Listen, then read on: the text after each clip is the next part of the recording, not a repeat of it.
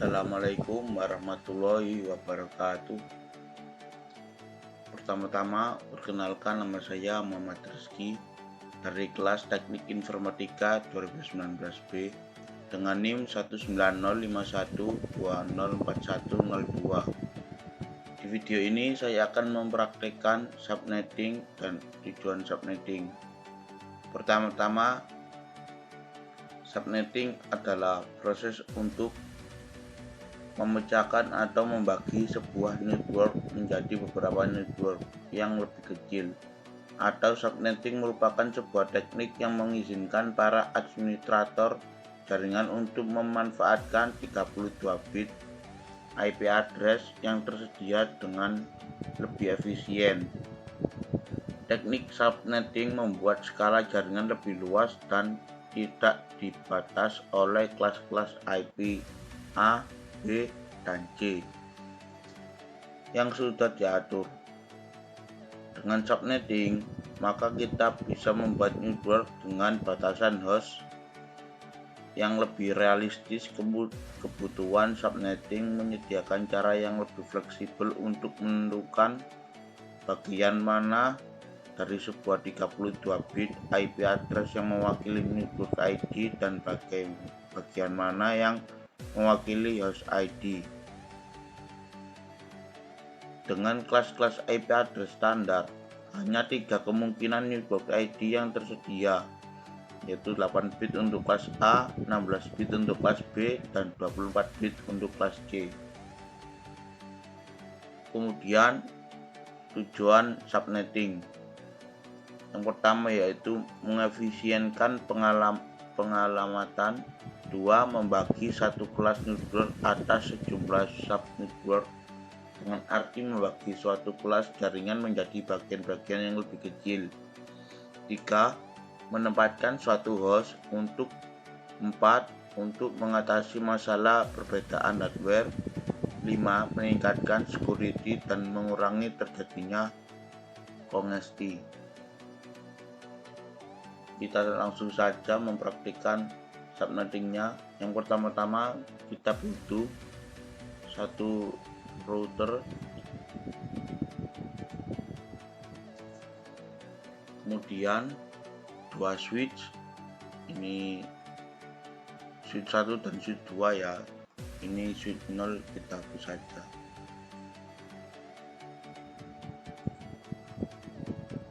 Kita ganti switch 1.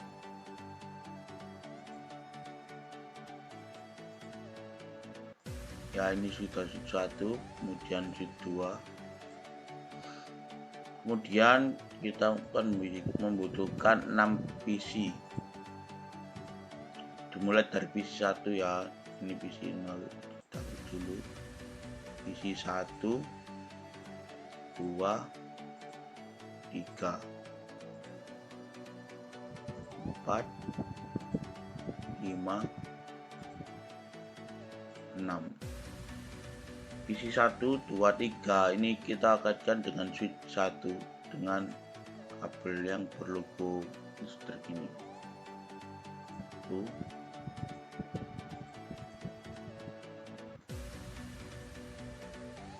Kemudian yang PC 4, 5, dan 6 kita kaitkan dengan switch yang kedua.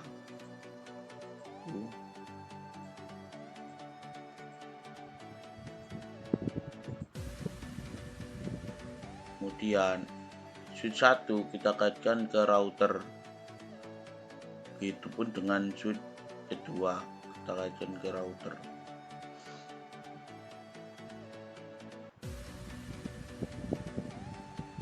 Selanjutnya yaitu kita akan mengisi IP address PC 1 dengan cara tekan PC satunya, kemudian klik desktop, tekan IP configuration, kita isi IP addressnya dengan 192.168.1.1.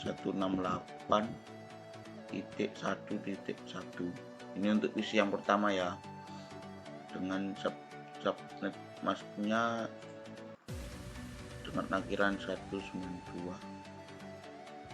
Gateway-nya kita kasih 62.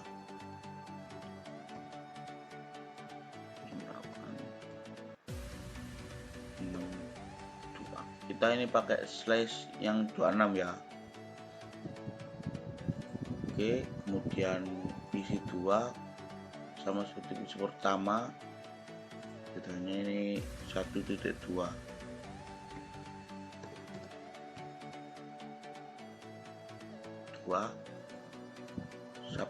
Subnet masknya sama seperti 2, tapi yang PC kedua ini kita gateway-nya kita kosongi. Kemudian sama juga PC 3 1.3.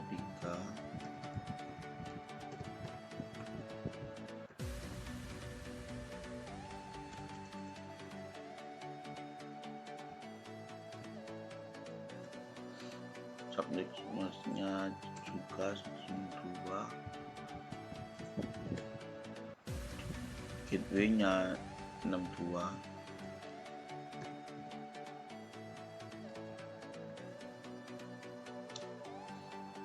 Kemudian PC yang keempat,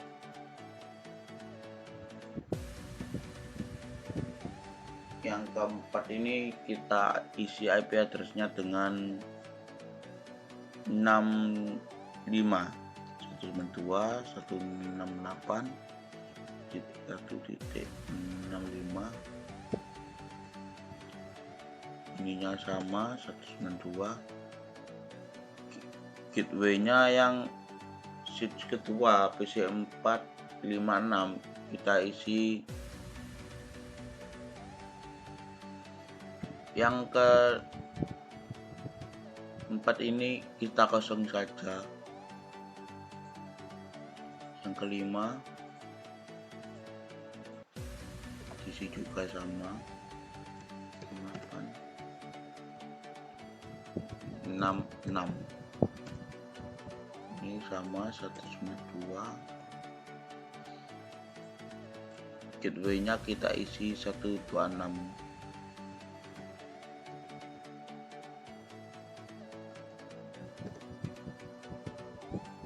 Kemudian PC 6 juga sama.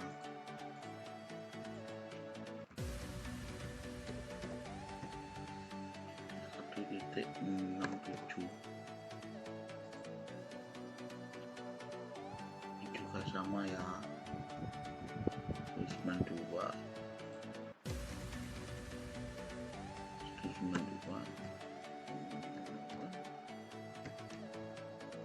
126.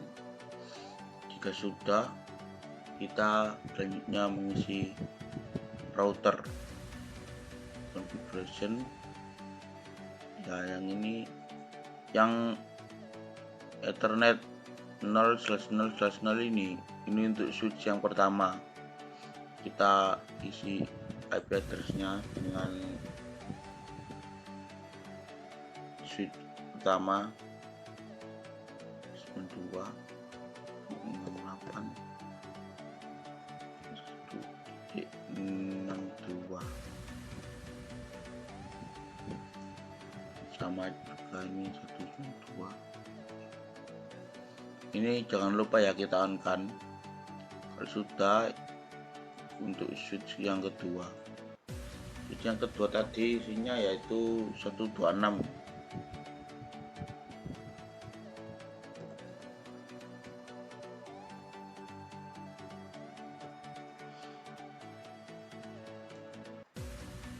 Jangan lupa diankan juga. Jika sudah selesai,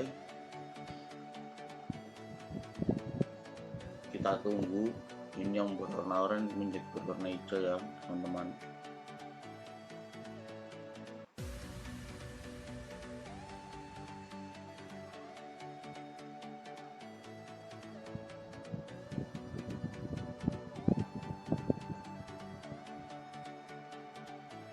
Jika sudah berwarna hijau semua, nanti kita akan pindah ke mode simulation. Ini soal dulu, kita edit, pilih ICMP.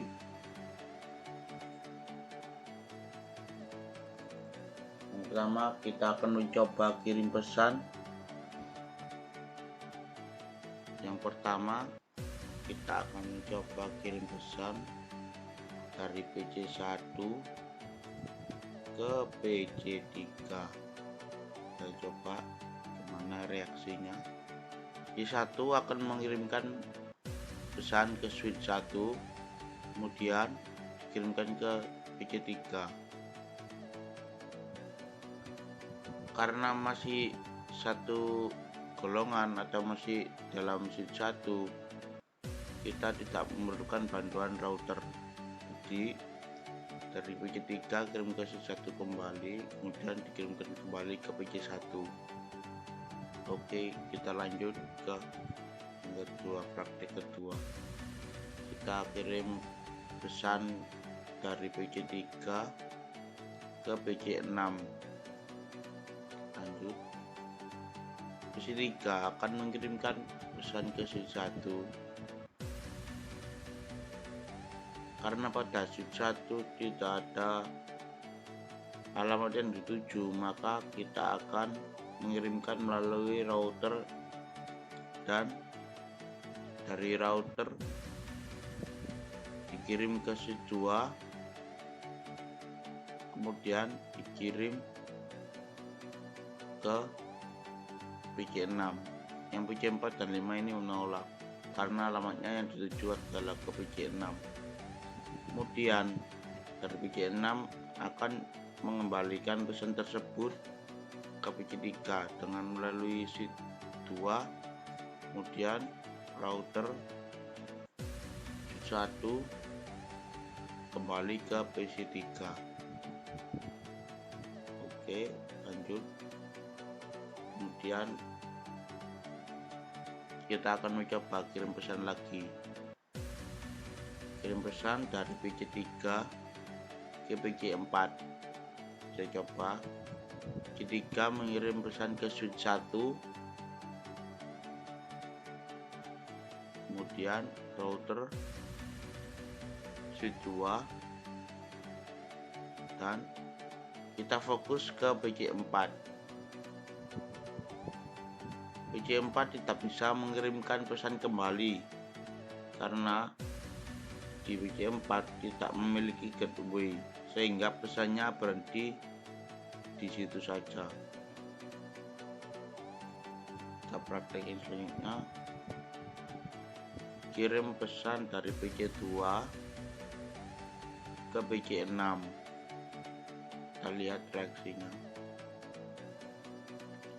PC2 tidak bisa mengirimkan pesan ke PC6 karena PC2 tidak memiliki gateway, maka pesan akan berhenti di PC2 saja. Sekian dari saya. Bila ada salah kata, mohon dimaafkan. Assalamualaikum warahmatullahi wabarakatuh.